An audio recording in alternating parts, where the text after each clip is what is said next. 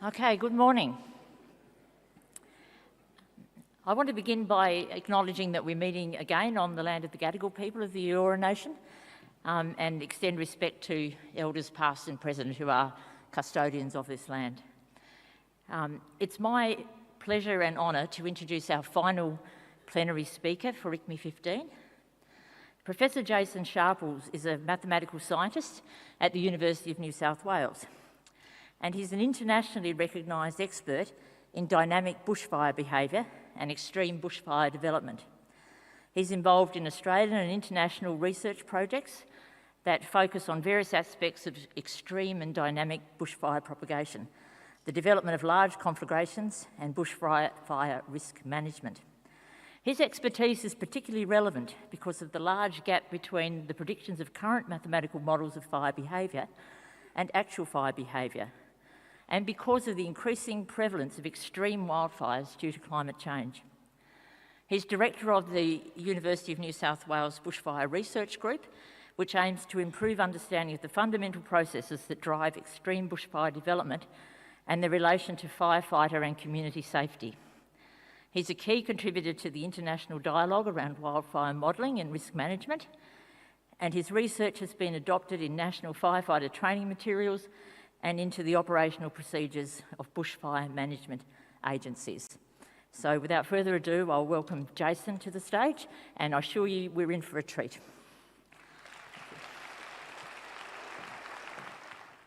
All right, thank you, Kim, for that introduction, and thank you everybody for coming out on a Sunday morning. Been suffering from the flu the last few days, so hopefully my voice is going to hold out, but it's not usually this deep and croaky. My plan for today was really just to sort of talk about fire and tell you a few things about fire and hopefully highlight some of the, some of the mathematical aspects which can be drawn upon to, help exemplify mathematical concepts and, perhaps get people more interested in mathematical sort of ideas. So, without further ado, and the first thing I should do, of course, is also acknowledge that we're on Gadigal country, part of the Eora Nation, and actually where we are, it's a little bit sort of on the edge of Gadigal and Wongal, so I'll acknowledge the Wongal clan as well. So the Gadigal and the Wongal are the traditional custodians of this land, and so I just wanted to pay my respects to all elders across time as the holders of the memories, the traditions, knowledge and culture of this country. And I also want to acknowledge my own Bundjalung elders. Not sure whether this was planned in any way, but we're here in NAIDOC Week. NAIDOC Week is the National Aboriginal and Islander Day Observance Committee Week. We have a theme for NAIDOC every year. This year it just happens to be Keep the Fire Burning, Black, Loud and Proud. And so here I am, a Bundjalung man at ICME 15 on the main stage talking about fire. So that's pretty cool, right? All right, so I thought I'd just give you a little bit of a background about me. My main sort of thrust of my career has been sort of around research. So just to take you through that quickly, started out looking at sort of electrodynamics, electromagnetism in a relativistic sense. That sort of took me into sort of general relativity, looking at problems around the quasi-local mass of black holes. So a lot of differential geometry, geometric analysis, and partial differential equation theory. After mucking around in that area for a while, I thought I'd try and do something a little bit more useful and contemporaneous and sort of moved across into the climate domain. So started out looking at things like rainfall, trying to understand spatio-temporal patterns of rainfall and other climatic fields like evaporation. Brought me into contact with a lot of interpolation theory and sort of trying to understand different models and applications around those sorts of areas. I guess more recently, and for the better part of my career, I've really been involved in kind of more weather-related stuff, in particular fire weather, combustion theory and modelling, looking at dynamic bushfire propagation, all the stuff that Kim was talking about at the start. So I think in one sense you can sort of think about my career path as this almost sort of Dante-esque descent from the heavens down into the fires of hell. But I actually think the more constructive way to think of it is I've actually been in contact with a lot of different fields and picked up a lot of different methodologies, a lot of different concepts, and I think that's given me a very broad sort of mathematical and scientific basis to do some interesting things. But the one constant through all of this has been mathematics, and it hasn't always just been research. My very first job, back when I was 16, was as a mathematics tutor. Okay, just while I was in high school, I needed some extra pocket money, so I was helping my school friends and other colleagues, students with their maths. So I've actually been a mathematics educator for 35 years, but I have to confess this is my first proper mathematics education conference. So yeah, it's good to be here. Finally made it. So through that sort of teaching path, I've taught a lot of different courses, but I guess the one that's most relevant to what I'm talking about today is a third-year course that I taught as part of the Bachelor of Science Mathematics major course at the Australian Defence Force Academy, and that course was the Mathematics of Bushfire. Same title as the talk today. And I guess the surprising thing was the students really enjoyed this. I mean, it was kind of something I just cobbled together, but the students really got a lot out of it. And one of the key sort of bits of feedback I got from students was one from a fellow here who said in his feedback, you know, I've studied maths for 3 years, and this is really the first time I've appreciated how it can be used in the real world. So it kind of really hit home to me that, okay, so there is this real, I guess, demonstration that's coming through the course of the utilitarian nature of mathematics. Now, I'm aware that's not the only sort of aspect of mathematics education that we should be sort of thinking about, but I think it is a nice one to sort of get people hooked to begin with. Certainly that was the aspect that got me hooked to begin with. All right, so enough about my background. I'll start talking about fire. I'll begin just by talking about how we quantify bushfire behaviour. And I should have said, for the people in the audience who are not Australian, bushfire is just another term for wildfire, if you're from the Northern Hemisphere, or perhaps forest fire, all the same thing. And I'll probably even use them interchangeably without knowing it. So if we go and think about how people started thinking about quantifying bushfires back in the start, the picture there is from about, whoops, if I could do my maths, hopeless at arithmetic, 60 odd years ago. Wow, okay. So that's a picture that was taken down in Canberra of Alan MacArthur and his team. And what their philosophy was basically to say, if we want to try and understand fire, what we're going to do is we're going to light some fires and we're going to observe what they do. So the approach was kind of this real sort of empirical, statistical sort of one where they said, let's light a fire, observe it, and then we're going to try and quantify some statistical correlations between the observed rate of spread, which is what they're measuring in that photo there, and other environmental conditions of relevance, things like the temperature, the relative humidity, the wind speed, the amount of fuel, and antecedent rainfall, which is sort of wrapped up in a drought sort of factor. So this approach is what gave us the fire danger rainbow that I've got there on the screen. Most people are probably familiar with that, at least if you're Australian. You would have grown up seeing something like that. But the contents of that, or the underlying numbers which go into defining that rainbow, are given by that equation that I've got on the bottom there. So FDI is the fire danger index, and you can see there that it's a function of various variables. This is the drought, T is the temperature, H is relative humidity, and U is the wind speed. And so all those go into a formula, and you get some measure of the fire danger. And again, just to point out here, when you look at that equation, it's just exponential and logarithmic functions. Okay, so the sort of equation which is entirely accessible to sort of high school, at least advanced, high school students. Once you've got the fire danger index, you can extend that to tell you stuff about how a fire can be expected to behave. Now, what I'm sort of pointing out in this picture here is the real thing that we're interested in these sorts of considerations is the rate of spread or the behaviour of the head fire, okay, which is kind of the the hottest part of the fire, or the fastest moving part of the fire, if you like. So while the Fire Danger Index, the FDI, provides a general measure of fire potential, if you actually want to get something about the fire behaviour, then you can use it to get these derived quantities. So R sub-0 is the head fire rate of spread on flat ground. The W there is just the fuel load. So if you multiply the fuel load by the Fire Danger Index, that gives you an indication of how fast your fire will spread. If you're not on flat ground, then you need to apply a correction, which is just a simple little exponential function there.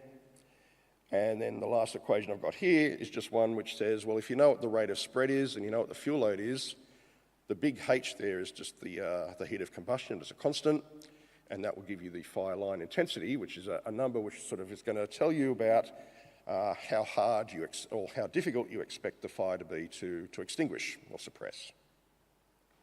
So important things to have a handle on. So this is the sort of idea which has pervaded fire science for 50, 60, 70 years. It's an approach or a philosophy which has gone right through to modern times. So the last photo I showed was 60 years old. This photo is only about 10 years old. So you can see there's a few changes. People are a little bit more aware of their safety now.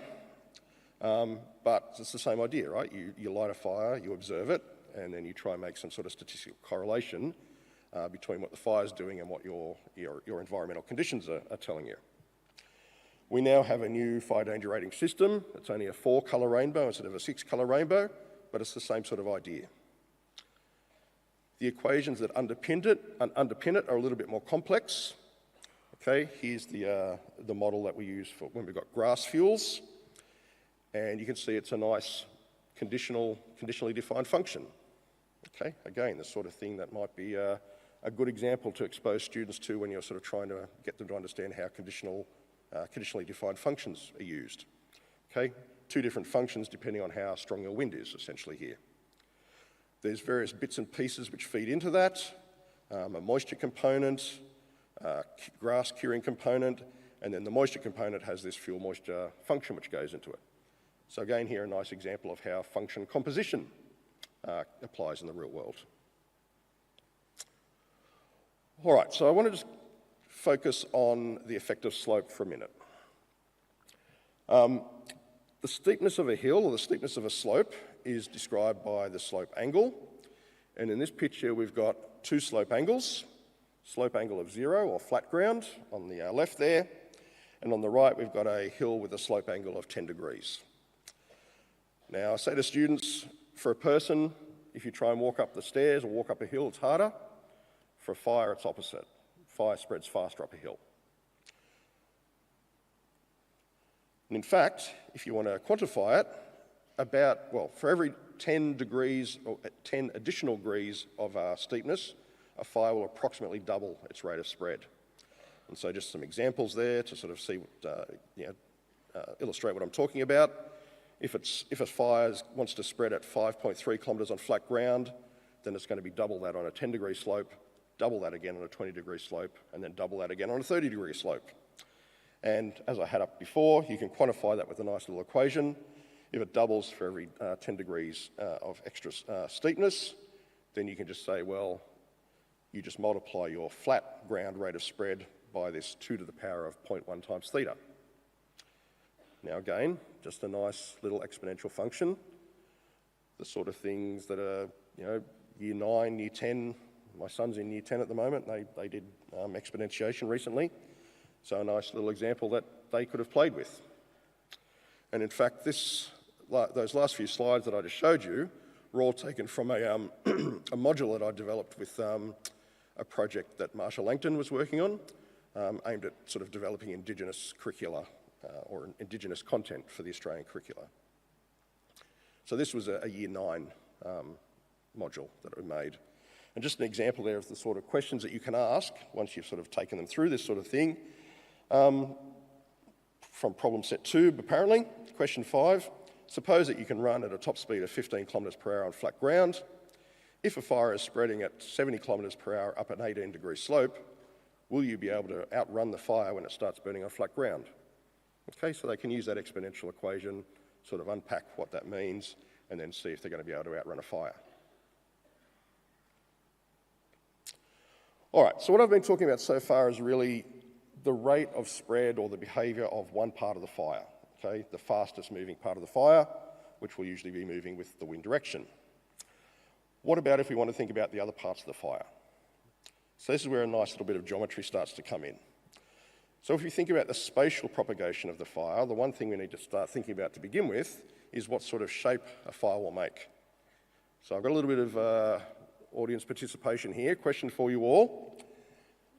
Suppose that we drop a match on a burnable uniform fuel bed, completely flat, and there's no wind blowing. What shape will the fire make? Okay, so we've got our flat sort of burnable ground there. I'm going to drop a match on it, so it starts burning. What sort of shape will the fire make? Circle. Good. Correct. Okay, so because there's no wind and because the fuel's uniform, there's no slope or anything, there's no preferred direction, right? So what we'd expect to happen is you drop the match and the fire would just start spreading as a circle. Okay, so there's our first mathematical model of a fire. Just happens to be the same mathematical model for a wave that forms in a pond when you drop a pebble. Okay, so first, fairly boring, but first mathematical model of a fire. What about if we change it? I've already given you hints to this. What happens if we change it so that now we have a wind blowing? What shape will it make when we drop that match? It's not going to be a circle anymore, right? Okay, the fact that you've introduced the wind means that you've got some sort of preferred direction and the fire is going to respond to that. Okay, now I've used an ellipse here, but I guess in general you would say some sort of oval shape, right? And it would just sort of go forward like this. And this is a question that I've actually asked fairly young students at the, people here heard of ATSEMA? Yeah, so Chris Matthews, sort of a wonderful organisation. He used to run these Indigenous STEM camps, which I got involved in. We'd sort of go away to these. I'd tell the kids all about maths. I'd show them PowerPoint slides, bore them half to death. And then I'd say, all right, we're going to go outside and light some fires. Then their eyes opened, right? Then they were on. And you'd sort of drop a match in the ground and you sort of say, well, think about what the wind's doing. Which way do you think the fire's going to go? What sort of shape is it going to make? And they'd be all over it, okay? All across it. So yeah, and they would often say, yeah, it'll get this oval sort of a shape. Some of them knew what an ellipse was, some didn't. These camps sort of went from sort of, you know, year 5-ish through to year 10, 11, 12. But these are the sort of questions that we could ask as part of the, part of the year 6 module that we developed. Okay, so here the year 6 module was called Mathematics in Nature and Understanding Bushfire. And so the sort of questions we're asking in that sort of module was ones like this. Here's 3 shapes. Okay, we don't care if they're ellipses or ovals or what, they're just 3 shapes. First question, on each fire draw an arrow that shows a direction the fire could be, a direction the wind could be blowing. Okay, and for each shape there's probably 2 answers, right? It's either, you know, either way along the semi-major axis. Part B, which fire is spreading at the lowest wind speed? Part C, which fire is spreading at the highest wind speed? And the students pick this up really quickly, right? They just look at it and go, oh, that's this one. Okay, bit of measurement, use a ruler to measure the length and the breadth of the fire. And then you can say, well, once you've got the length and the breadth of the fire, let's calculate the length to breadth ratio of the fire. Once they've got the length to breadth ratio, then you can show them a graph like this and say, well, we know that the length to breadth ratio of a fire changes with the wind speed. Okay, the stronger the wind, the higher the length to breadth ratio, and it follows this sort of curve. So given that curve, answer those sort of questions. If the wind speed was 20 kilometres per hour, what's the length to breadth ratio going to be? Essentially, what's the shape of your fire? And so on. Okay, so just some examples there. And even though this sort of idea of just using an oval or an ellipse to approximate the shape of a fire seems pretty sort of elementary or sort of, you know, primary school level, it's actually an idea which was put to use about 40 years ago by people like Neville de Mester and Ted Catchpole. And a little abstract there, which I can't read, but it's something along the lines of a simple elliptic model is developed to model the rate of spread of a grass fire. Okay, and the idea was to say, well, if we have a point ignition, like I was talking about before, dropping that match, and we have a uniform constant wind, what sort of shape is the fire going to make? And it's this sort of oval or elliptical shape. And in this paper, they said, well, we're going to define it as an ellipse with a certain functional form. So that gives us a nice model of how such a fire would propagate. Okay, now that's all well and good if you're on flat ground, uniform fuel, uniform conditions and a point ignition, but what happens if you're in the fire services and you get a scan of a fire at a particular time and you find that your perimeter actually looks something like that? Okay, suppose you've got conditions which might be variable around the perimeter of that fire. You might have stronger winds or a different wind direction at some points, for example, or maybe there's a sloping bit of terrain. Okay, well, the idea is to keep that same sort of simple approach that we've seen on the left there, but just say, well, let's just treat every point on that fire perimeter as a little independent fire unto itself. Okay, if we treat every point on that perimeter as a little independent fire and think about how the conditions are affecting it, then what we end up with is a lot of little fires. Okay, so we have these little elliptic firelets, if you like. If we want to work out the new perimeter, and so you can see here, I should point out, stronger wind here, slightly different wind direction, veering off to the right a bit more. Okay, fairly uniform, constant conditions along here. Okay, but we can account for different directions just by making different little firelets. If we want to work out how that all sort of comes together in the next, say, hour or the next time step, then all we have to do is take the envelope of all those little ellipses, and there's our new fire front. Okay, we can get that by solving the envelope equations there, but in practice that's normally just done by some sort of numerical tracer method. And what we have here is essentially an anisotropic version of Huygens principle. Huygens principle being something which is taught as part of the physics curriculum in senior high school. So that's another way of modelling fire. Does it work? Well, actually it works pretty well, better than it ought to. The solid lines there are the model, and the dashed lines there are some grass fire observations.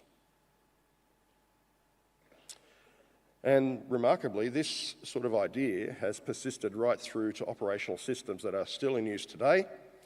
On the right there, we have the Phoenix rapid fire model, which is an Australian model used by Australian fire services to this day.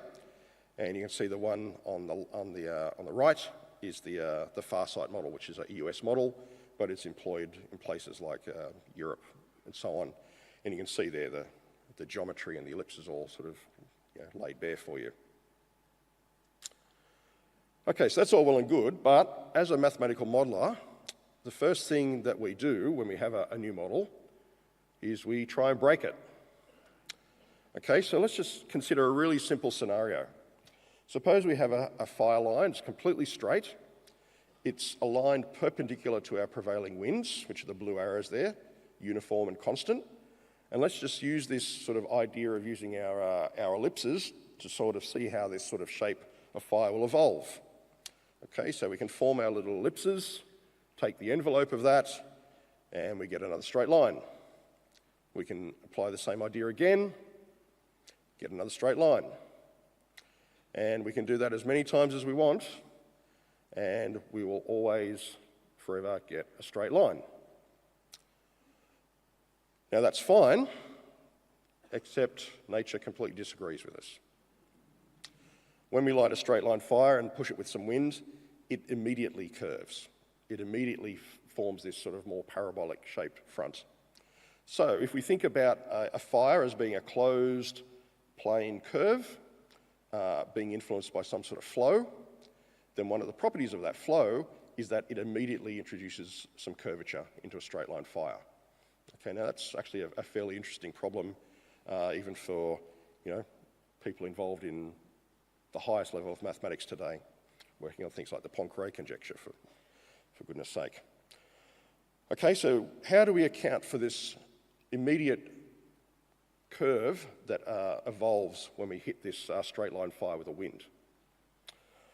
Well, the answer is we've got to really try and, well, we have to sort of abandon this idea that all these little ellipses, all these little parts of the fire behave independently, okay, because they don't. So this is an idea that some colleagues and I worked on, particularly James Hilton from Data 61, who's now an adjunct associate professor with our group and also works for a private company. Our idea was basically to say, well, let's just think about what happens when a fire burns.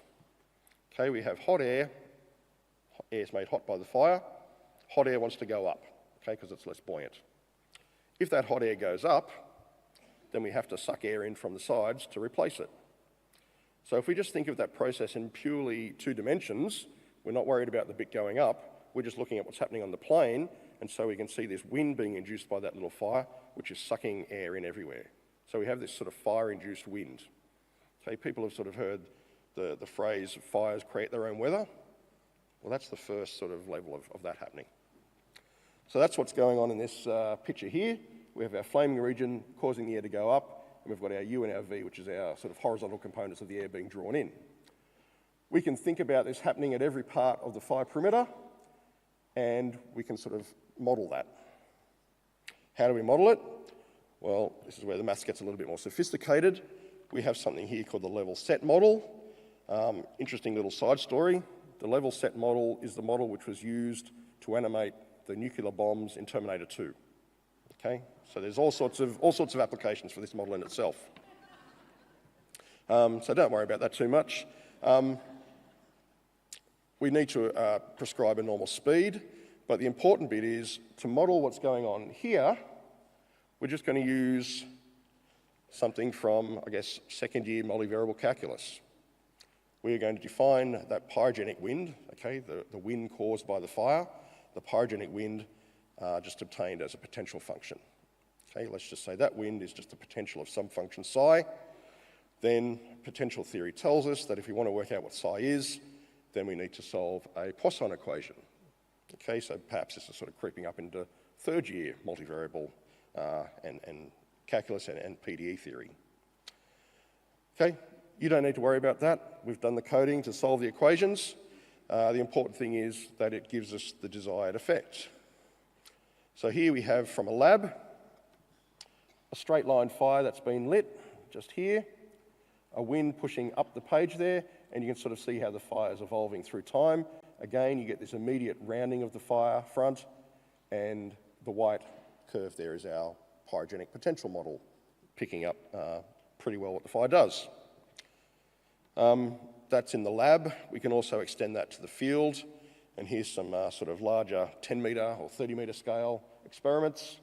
And again, even if the fire starts out with this bit of a bow in it, that gets smoothed out, and you get this eventual rounding of the fire front coming out. The function we're showing here is the pyrogenic potential, so it's the effect of that wind, and you can see the arrows being the wind effect there, and you see big arrows here pushing that bowed bit forward faster than all the other parts. So this has some nice applications as well. We can think about what might happen if we just light a bunch of spot fires. Okay, so we've just lit a bunch of spot fires here.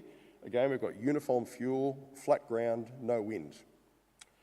If we just think about these spot fires evolving without any interaction through that pyrogenic potential, then no surprise, what happens is they all just spread out as circles. You got all that before, they're circles, and they sort of merge into each other and do their thing, but it's all pretty uninteresting. We've got the intensity on the side here, and you can see they're all the same intensity everywhere. If we turn the coupling on though, so now that these fires are allowed to interact with each other, we get something quite different. Okay, we can see now the fires are all sort of drawing into each other. We have all these red bits, we have this extra intensity, which is just being induced by the interaction of the different fires between themselves. This has really important implications for some of the dialogue that's going on around in Australia, particularly when we have fires, around fuel management. Because if you remember, I showed you this formula before which sort of said fire intensity is just going to be the fuel load which is constant in this case, multiplied by the rate of spread, which in turn is given by the fuel load times the FDI. FDI is just weather. The weather's constant here, so that's not changing. All of those things are constant, and so according to that model, the intensity should be constant everywhere, like we saw in the non-interacting case. The fact that we do get a non-constant intensity here really calls into the question some of the assumptions which underpin our fuel management and prescribed burning philosophies. Okay, so pretty simple maths. Well, some of it's not so simple when we get the pyrogenic potential, but huge ramifications for the national dialogue around bushfire risk management.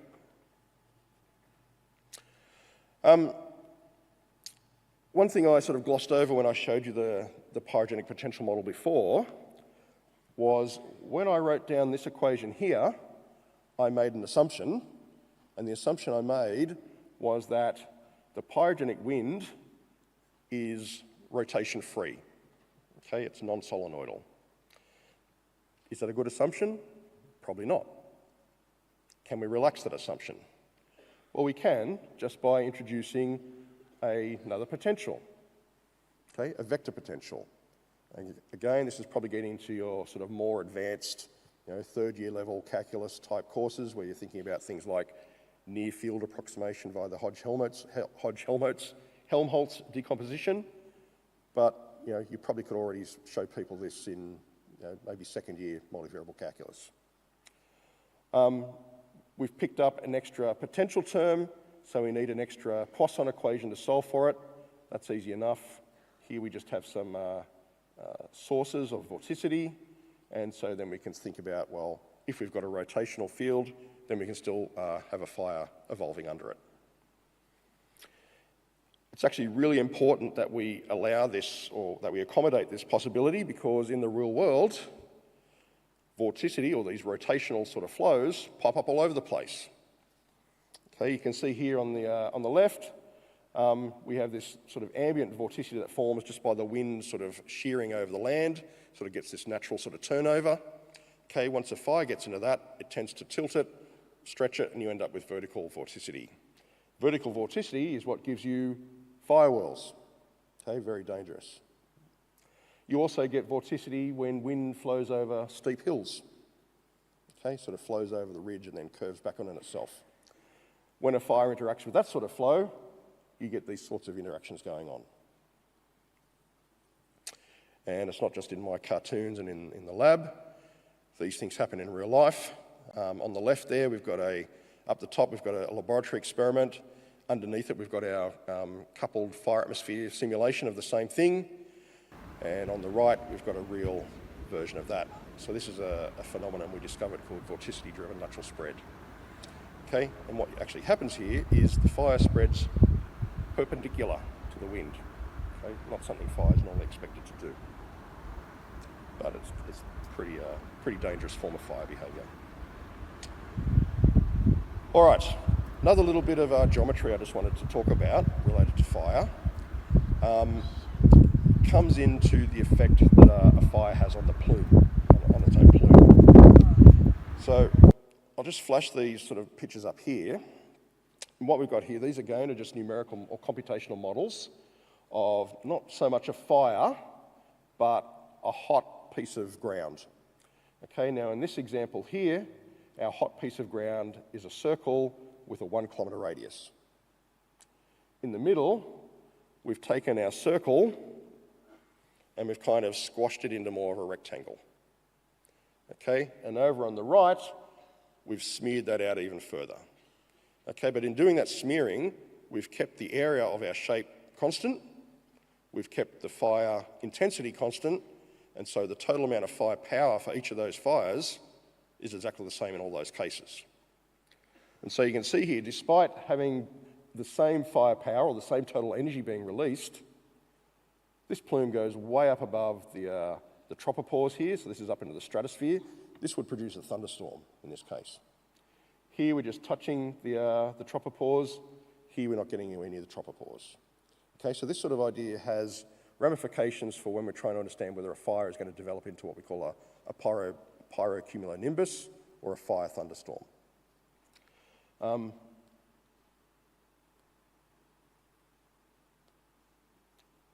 This is just a bunch of animations. What we've got here, each row is a different wind speed, and each column is those different shapes. Okay, so up the top you've got no wind, a 5 metre per second wind here, and a 10 metre per second wind here. And you can see, the stronger wind causes your plume to lay over a bit, but still you're getting this effect of the geometry where things are always going a bit higher when you've got the more sort of chunky fire compared to the smeared out one. We can quantify this in this sort of graph here.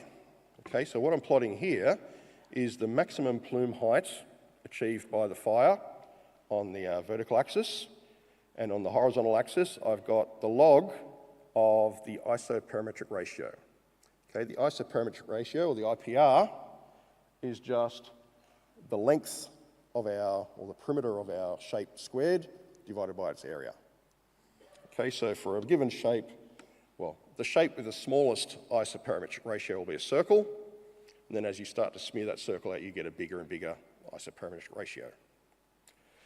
Okay, so this is telling us that there's this kind of almost log linear relationship between the maximum height a plume will attain and the log of its IPR. That's for zero wind. We can step through and just see how that changes as the wind ramps up to 7 kilometres per hour, 14, 22, it's pretty consistent, right? Once the wind starts to get a bit stronger, things start to break down and we shift from what we call a plume-dominated fire regime into a wind-dominated fire regime. And you can see that quite nicely forming there. Okay, so just again, some nice sort of geometric effects coming out there. I threw this slide in because I went to a couple of talks that were sort of talking about the links between maths and art. And last year I was fortunate enough to get my first art installation against my name. This came about through a collaboration we have with iCinema and laureate Professor Denis Delfavro, the director of iCinema. And what they're interested in is kind of developing these immersive visualizations of extreme situations. So you can see on the screen there we've got an extreme fire situation, but we actually ran this as an art installation at the Powerhouse Museum. Okay, it's Penumbra 2, which was an immersive art installation, very much informed by artificial intelligence and machine learning methods. So I thought I'd just throw that in just to say, you know, there's all sorts of little branches that your mathematical sort of underpinnings can take you on.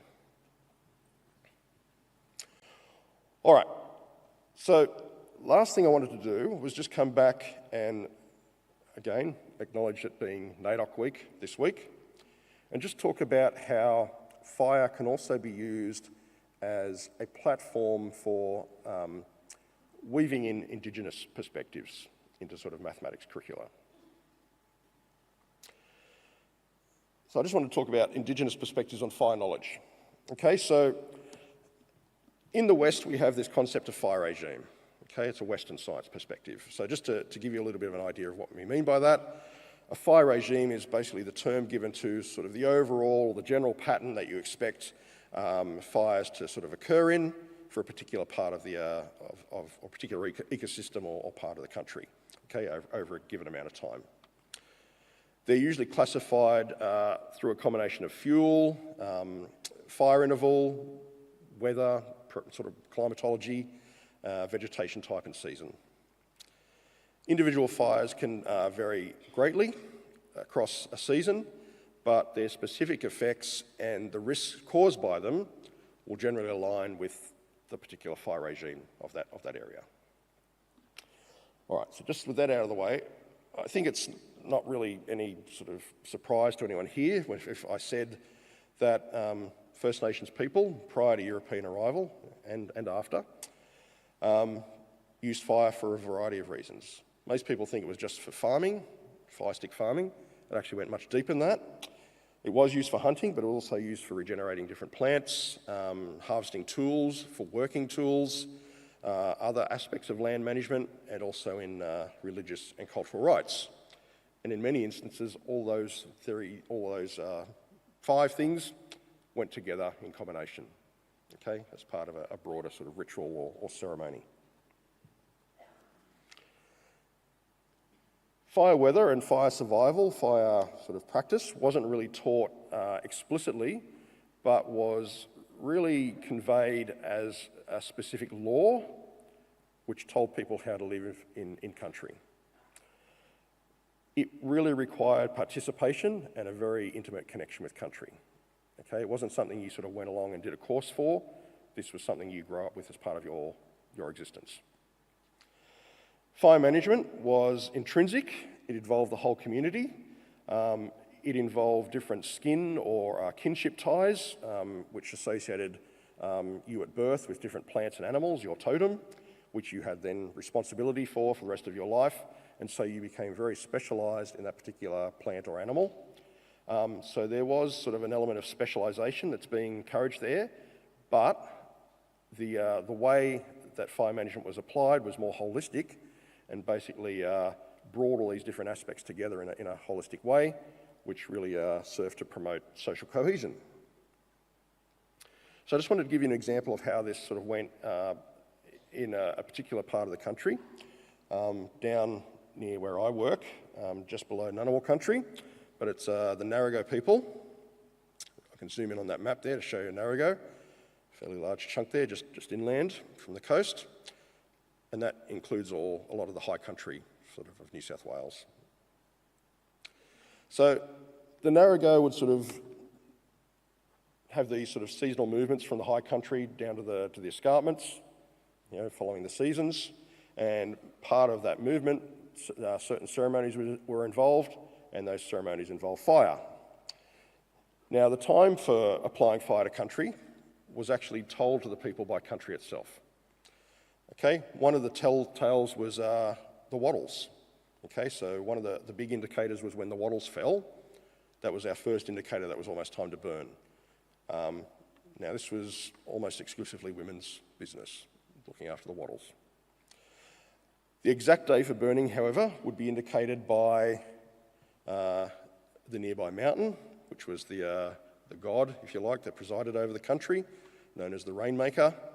And basically, it was dictated by the patterns of clouds which formed over the mountains. Okay, so once the wattles were falling, once you sort of saw these patterns of clouds doing the right thing, then the decision was made, camp would be broken, the people would walk to the top of the escarpment and return the gift of fire back to country.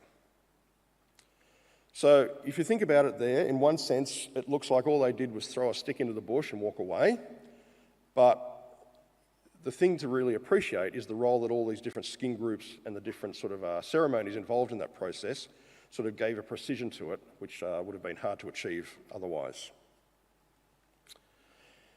We can make some comparisons with what the old people did, with Western scientific perspectives, if you like. So the burn was conducted at a very specific time of year, based on flowering patterns, and only in forest, which was mature enough to have flowering plants to begin with. Okay, so this is really talking about what we would refer to in Western science as our fire regime, or our fire ecology, if you like. The fire was introduced as a point ignition at the top of the hill. Okay, if you introduce fire at the top of the hill, what's that mean? It means it's going to burn downhill. Okay, and we know from our little exercise we did from our Year 9 module before that a fire is going to burn slowly downhill. The presence of the cloud, which was used to decide when fire was applied, relates to the relative humidity and temperature of the region. Okay, and if we pick up on our sort of relative humidity and temperature dependence from our forest danger, our fire danger index from earlier, we're really picking up on that aspect of fire management there. Okay, and so while we would sort of express these as Westerners in these sorts of equations explicitly, these sorts of relationships were expressed intrinsically through ceremony.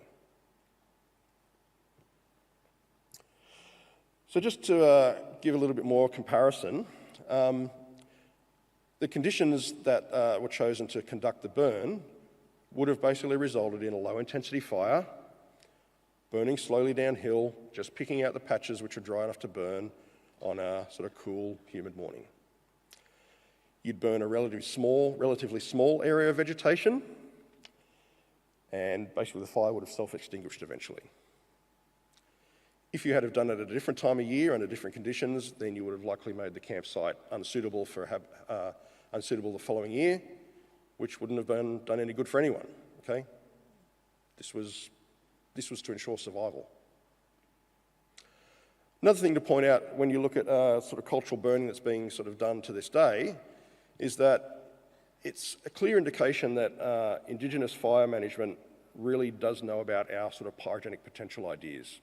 You see when they light fires, they light lots of little fires. Okay, they use these lots of little fires to influence the greater fire complex.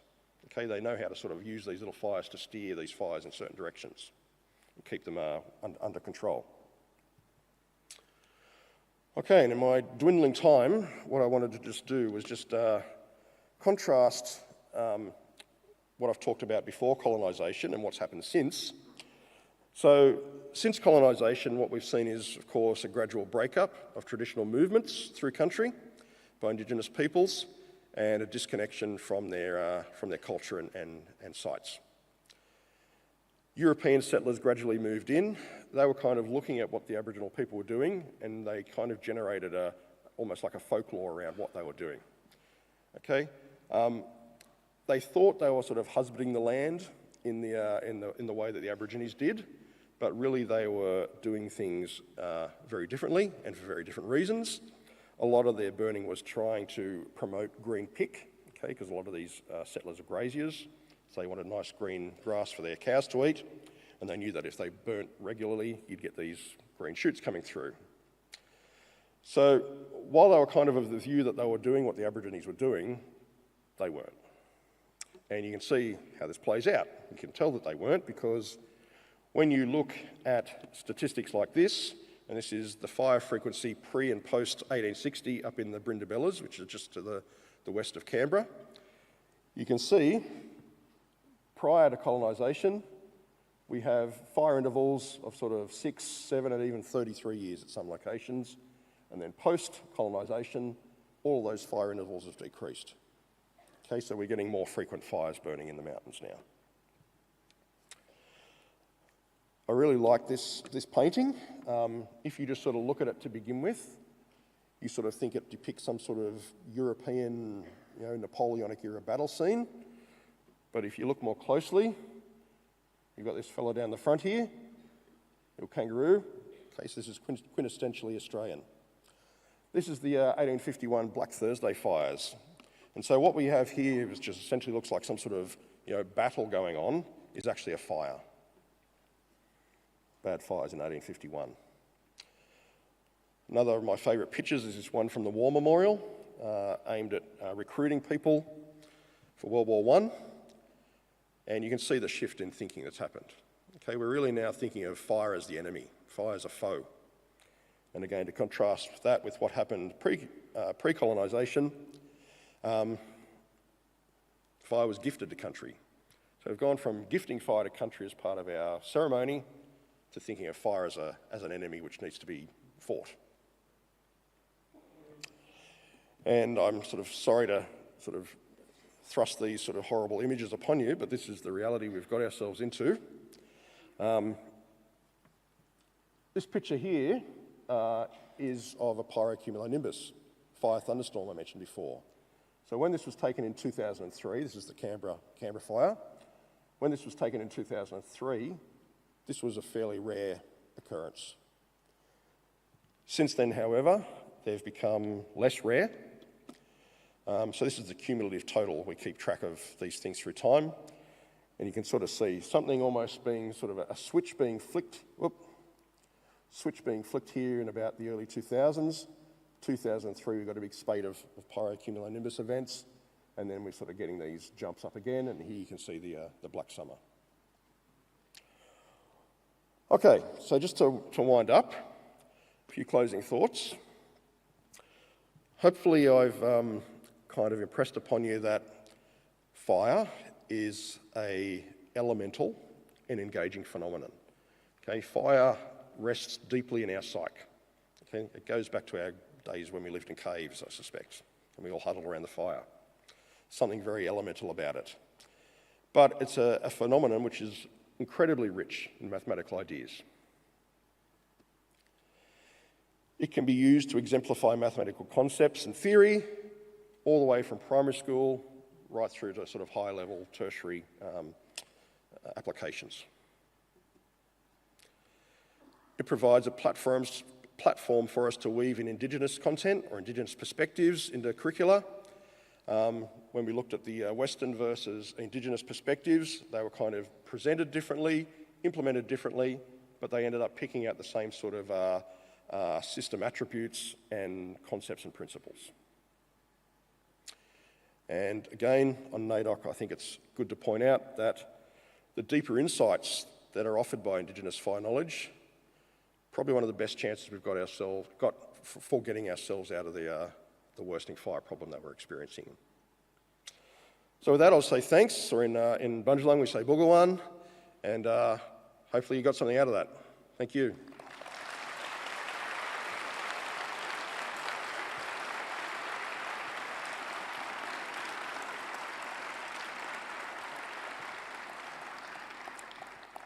So I think the idea was to ask for questions.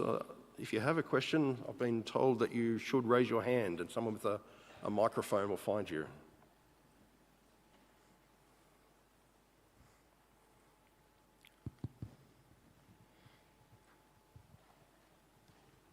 Thank you so much. Very, very interesting. I wonder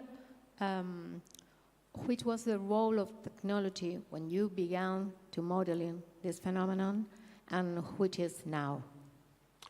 The role of technology. Okay, yeah. So it's a very good question because a lot of the stuff that we've learnt about fire, we would not have learnt if it wasn't for remote sensing. Okay, so satellite remote sensing, but more importantly, remote sensing equipment which is put on aircraft and flown over fires. So what this does is it gives us kind of, well, more than a bird's eye view, a sort of a space-based view, very broad scale view of what the fire dynamics are doing, which prior to that sort of technology we just couldn't get. Okay, we would sort of see maybe, you know, a kilometre of fire front, whereas the actual fire was, you know, perhaps thousands of kilometres of fire front. And so being able to see that whole picture actually enabled us to sort of say, okay, well, something weird's happened here.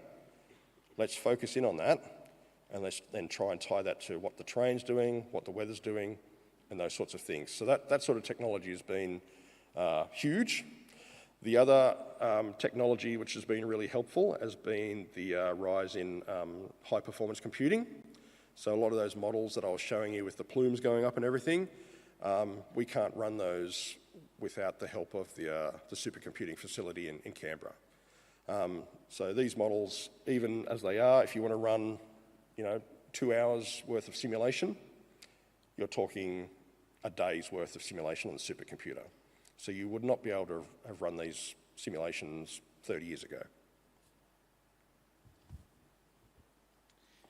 So I was just wondering, what type of fuel do you use when you're making your lab experiments? Depends. I mean, if we're doing lab experiments, it tends to be stuff you can easily acquire. So one of the ones I showed there was just using hay as sort of a proxy for grass fuel. But, you know, people go out with a truck and a trailer and they get a whole bunch of leaves and litter off the floor in the forests in Australia. They get pine needles, all those sorts of things, and so you can do experiments looking at the effects of those different fuel types. The important thing though, and it's something I've found kind of interesting throughout our research when we look at the large sort of fire end of things, fuel plays a diminishing role the more extreme conditions get. So it's kind of interesting, right? And again, it sort of comes back to this issue of how do we mitigate these large fires, and the solution's always been, well, we manage the fuel. A lot of the research is telling us now that once conditions get really bad, the fuel actually gets overridden.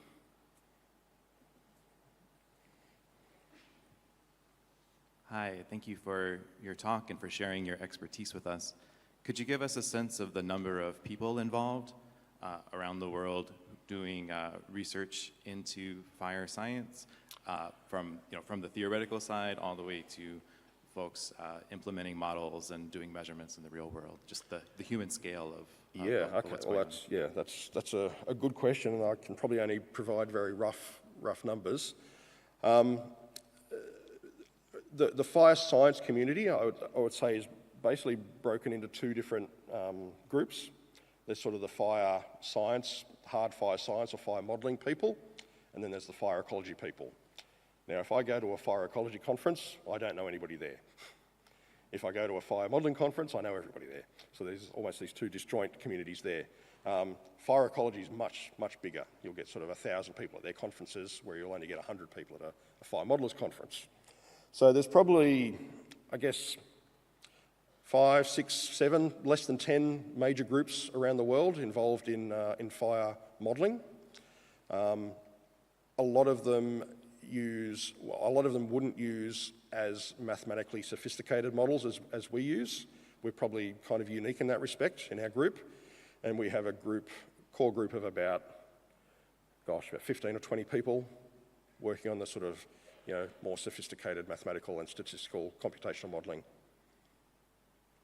Hopefully that answers your question sufficiently. Ta.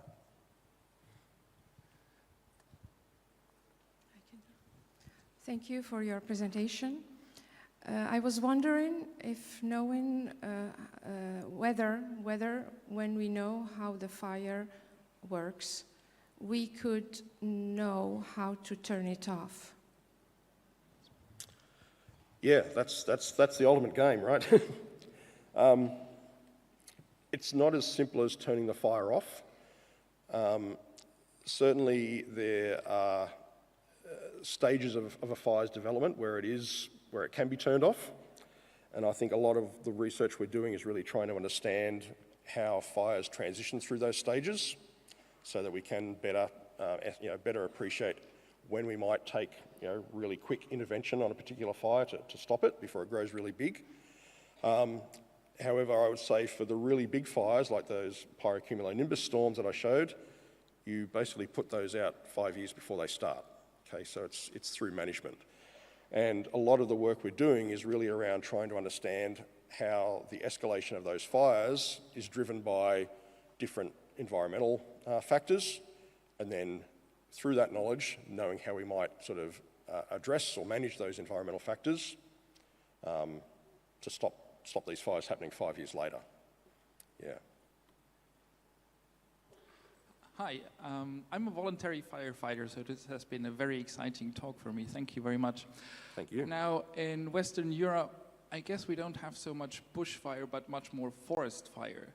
Are they essentially the same, or are they fundamentally different from your perspective? Yeah. So I think in Australia we use bushfire as kind of a catch-all. So a bushfire can be a fire in a forest or in shrublands or in grass.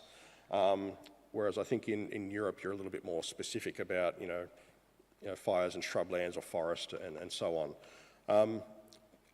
I think there are some differences, but we have in Australia a shrubland forest model, which is going to be completely applicable to things like gorse and those sorts of fuels you have in different parts of Europe. You have a lot more pine and sort of conifer type species, whereas we have eucalyptus. I guess you have a lot of eucalyptus in Portugal, but there's differences there. But at the end of the day, fire is still fire.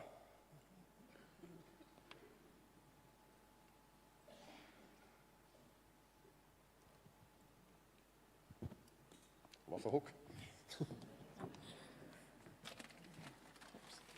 No, thank you so much, Jason. That was amazing.